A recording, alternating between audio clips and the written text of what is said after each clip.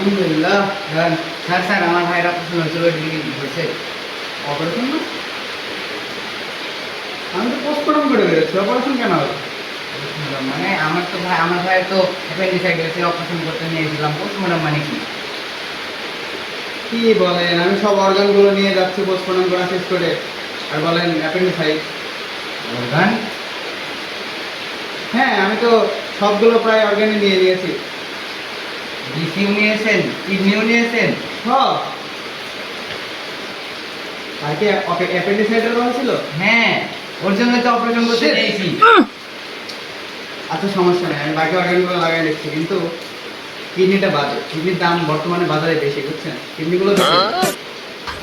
মার সালে কা খবরি তো।